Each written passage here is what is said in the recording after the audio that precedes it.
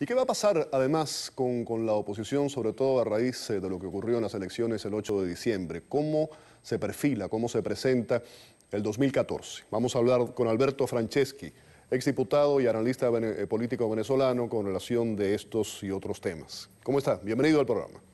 Gracias. Estábamos escuchando que él decía que el diálogo no es un sinónimo de debilidad. ¿Usted cómo lo ve? ¿Qué piensa? Bueno, quien lo dice es gobernador del estado Lara.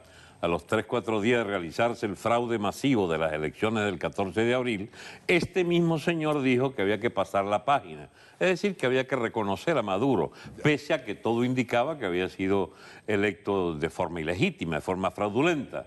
Pues bien, esa oposición finalmente se ha alineado detrás de voces como la de este gobernador.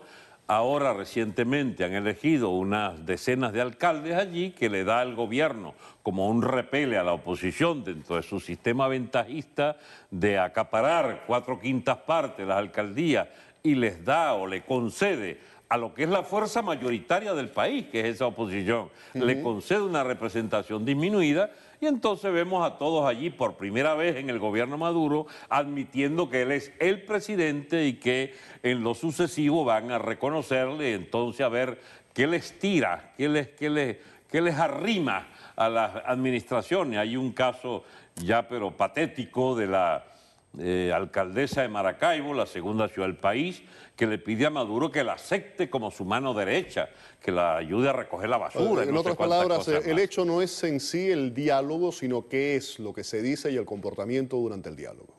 Lo que se dice y lo que se hace desde estas posiciones de estos dirigentes opositores es un acomodamiento cada vez más profundo al régimen político ventajista y fraudulento heredado del chavismo en mala hora. Este es un gobierno que hace lo que le da la gana con la Constitución que ellos mismos en su momento hicieron aprobar, con método fraudulento también, y entonces tenemos una economía deshecha, un país reventado por la crisis, un país que ha regalado centenares de miles de millones de dólares o despilfarrado en la creación de lo que llamamos una boliburguesía, o sea, una casta de ladrones que dirige aquel país para su beneficio propio y que tiene un régimen político adecuado a esa delincuencia masiva que está en el Estado. Ahora que me habla de la economía, hay 3 puntos, se los voy a mencionar y vamos, si le parece, a ir uno por uno. Está por un lado el tema de la devaluación de la moneda, el alza del precio de la gasolina, también importante, y la inflación. Y también es cierto que están manipulando el tema de que no se le está hablando claramente o diciéndole al pueblo la inflación a dónde llega. La normativa exige que se diga, tienen hasta el día 10 de cada mes para publicarlo. Se está esperando hasta ese día y eso, por ejemplo, Maduro dijo recientemente que era de un 4%, o que le habían dicho que era de un 4%, cuando el número es muchísimo más alto que eso. ¿Inflación del 4%? Eso dijo el otro. No, la inflación es del 60-70%. Y el Banco Central, efectivamente, que era medianamente confiable mientras dio cifras, hace algunos años no da más cifras y este año en particular no ha dicho cuál ha sido la tasa de inflación. La de 4% debe ser del mes, posiblemente hubo una confusión del que recogió la nota. Son inflaciones del 4, 5 y 6% mensual. El dólar paralelo en Venezuela se cotiza en 60 y 70 bolívares por unidad y el precio oficial es 6.30. Lo que hay entonces es una economía paralela, real, y una economía ficticia subsidiada con importaciones masivas por parte del gobierno que tiene, digamos, amarrado por hambre a un segmento importante de la población a la que le llega por vía asistencialista de su red de mercados, etcétera, esa asistencia. El salario mínimo es del orden de los 2.500, 3.000 bolívares, pero usted no compra lo que necesita una familia por menos de 10, 12 millones de bolívares. Y la inflación entonces es mortífera para la mayoría de la población. La inflación es del 60 por lo menos. La devaluación sencillamente las van disimulando. Ayer, por ejemplo, empezaban la subasta de dólares a 10 y 12 bolívares, 11.40, una de las cifras, mientras la tasa oficial está a 6.30. Es decir, hay por lo menos una devaluación del orden del 80-90% admitida por el propio gobierno. Es decir, las perspectivas son siniestras, sencillamente. El tema del aumento de la gasolina ha sido un tema tabú en Venezuela. Hay quien dice que el Caracazo del 89, que fue decretado el alza del precio en aquel momento por Carlos Andrés Pérez, hay mucha gente que dice que estuvo relacionado con esa declaración de alza del combustible. Ni siquiera Chávez se atrevió en 14 años a tocar ese tema. ¿Qué le parece que va a ocurrir con esto? Mire, no han aumentado el precio de la gasolina en Venezuela para poder seguir regalando 300.000 barriles de petróleo a los socios políticos de los chavistas. Cuba en particular recibe y que 120.000. ¿Cómo se justificaría si hay ese aumento, esa alza de la gasolina y se sigue regalando ese petróleo a Cuba? No pueden justificarlo, esa es la duda. Porque en Venezuela el peligro político del aumento de la gasolina, usted no me va a creer, pero usted un tanque de gasolina completo lo llena con el equivalente al precio de un café pequeño, de un cortadito. Usted, en lugar de comprar un cortadito, compra un tanque de gasolina completo, lo que aquí le cuesta 50, 60, 70 dólares. Bueno, un absurdo como ese solo es posible en un país dirigido por locos de remate que han resuelto que no solo se regala, sino que se subsidia ese regalo adicional digamos, con una cifra que se le vende a la gente que ni siquiera cubre el 5% del costo de producción de la gasolina. Muy bien, ellos están tratando de montar todo un ambiente para producir un aumento necesario del combustible, pero tienen el pequeño problema de que el país entonces reclama que se termine la regaladera de petróleo afuera del país. Ahora hay analistas serios, no vinculados al oficialismo, que consideran que ese aumento sería indispensable, que hay inclusive empresarios que lo apoyan. Por supuesto que son 12.000 millones de dólares de subsidio o que deja de percibir el gobierno por eso. Y cualquier gobierno, digamos, coherente, elementalmente sensato, debería aumentar la gasolina a precio de mercado. Bueno, en un país que subsidia el mercado está bien, nunca sería como los precios en el extranjero, porque, bueno, somos grandes productores y las más grandes reservas del mundo y no sé cuántas cosas más pueden, digamos, abonar a que tengamos el privilegio de consumir combustible barato. Pero es por lo menos insensato, ¿cómo se llama?, otorgar una dádiva de ese tamaño que ni siquiera cubre los costos de producción. La cuestión está en que al propio tiempo, para hacer eso, no puede seguirse regalando masivamente o haciéndole a China por debajo cuerda otro regalo, que es que pagamos unos acuerdos comerciales enormes para traer cuanta cosa se le ocurran a los chinos, financiado con petróleo a mitad de precio. Ahí el mundo oscuro de PDVSA empieza por las finanzas del propio ministro, las finanzas personales del propio ministro que tiene 10 años allí y entre otras cosas se dan pequeños lujos como tener una escudería con una de las marcas esas de carros Ferrari. No, creo que es la Williams. La Williams, que nos cuesta 100, 200 millones de dólares por año. O sea, es que hay cosas que esencialmente repugnan sobre la doble moral de este gobierno. Vamos a hablar de lo que ocurrió el 8 de diciembre. ¿Fue un plebiscito para Capriles en el país o fue vamos a verlo desde otra perspectiva, la pregunta que le quiero hacer, o fue un plebiscito para Capriles dentro de la propia oposición? La oposición decidió en este momento Capriles no nos va a llevar a ninguna parte. Mire, Capriles no nos lleva a ningún lado desde antes de ser el candidato votado por mayoría por nosotros. ¿Fue un error entonces?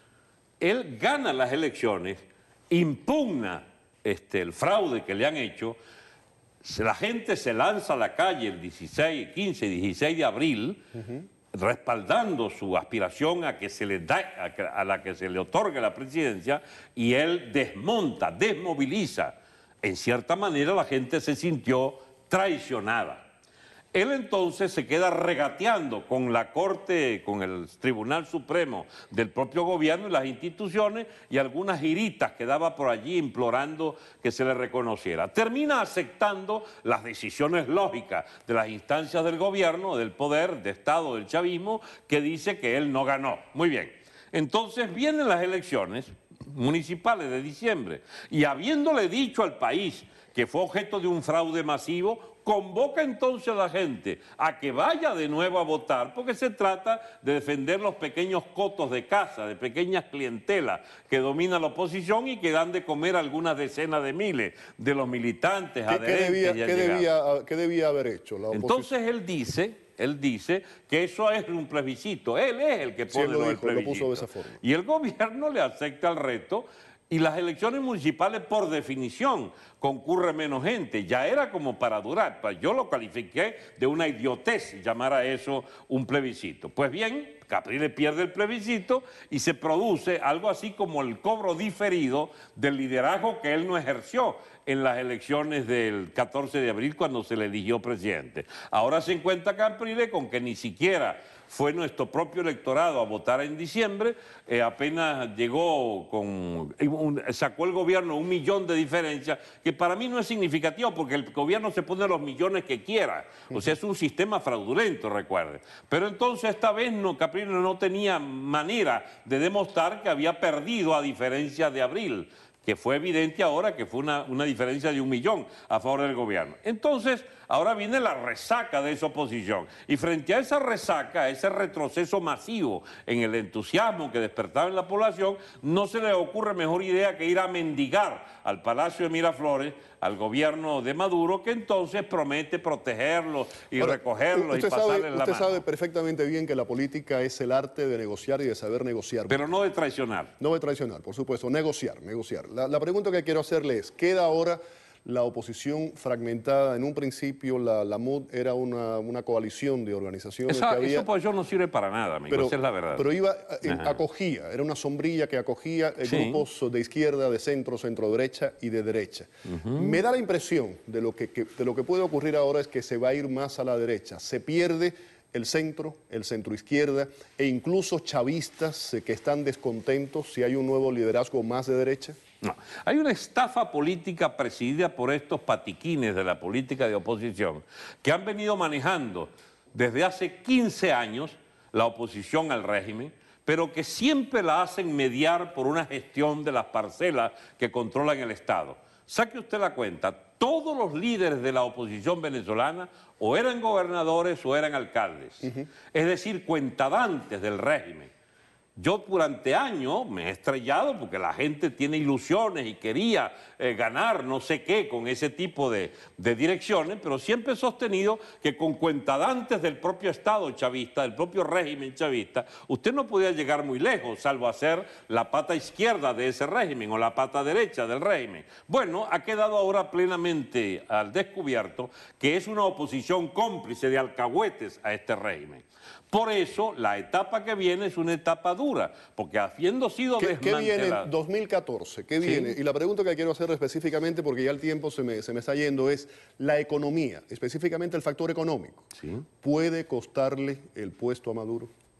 Debería habérselo costado ya, porque los disparates que han hecho esta gente han arruinado una economía que fue próspera hace 10 o 15 años, es una economía que tuvo las mejores chances con petróleo a $100. Escúcheme, el chavismo ha malbaratado 1.300.000.000.000 de dólares en estos 15 años.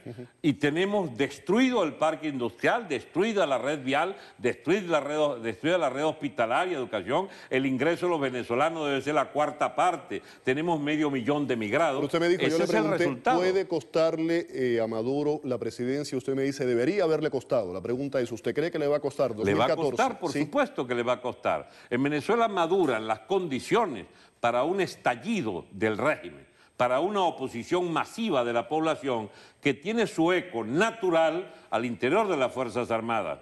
Venezuela... ¿Usted cree que esa es la salida, la solución? Mire, la salida yo hubiera preferido que fuera democrática, seguro. Constitucional, lo que sea. Pues no, Venezuela va a una confrontación dentro de la Fuerza Armada Nacional que la pudrieron, la descompusieron, hicieron de todo. Y sin embargo, hay un segmento institucional que aspira a poner las cosas en orden. Una gran purga durante todos estos años. Viene una situación muy difícil porque el país lo dejan deshecho, enfermo, podrido de corruptelas, con desigualdades sociales aún más graves de las que consiguieron ellos y sobre todo sin posibilidad de establecer ningún nivel de autoridad. Venezuela es un país con un nivel de impunidad del 85% de los crímenes. De cada 100 crímenes, pues no es una cosa que yo invento por exageración o lo que sea, de cada 100 criminales, 95 están libres, planeando esta noche matar 20 o 30 personas más por día. Es un país, digamos, con los más altos índices de violencia. Tenemos el peor nivel en el mundo de confianza para la inversión. La economía está deshecha. La inflación le come vivo el salario a la gente y no hay manera de pensar que podamos salir de esto con este pobre infeliz gobernando. Un panorama muy oscuro el que está planteando. Muy oscuro. Diputado Franceschi, muchísimas gracias por haber estado aquí con nosotros hoy en el programa. Un placer el escucharlo. Hubiera querido tener muy buenas noticias, pero todo al parecer pinta muy siniestro. Es así. Muchas gracias. Vamos a la pausa. Al regreso, México revela la captura de 69 líderes del narcotráfico y más adelante la presencia de médicos cubanos en Brasil fortalece políticamente a la presidenta Rousseff, a Dilma Rousseff. Volvemos con la información. Este programa es presentado por Ñoque.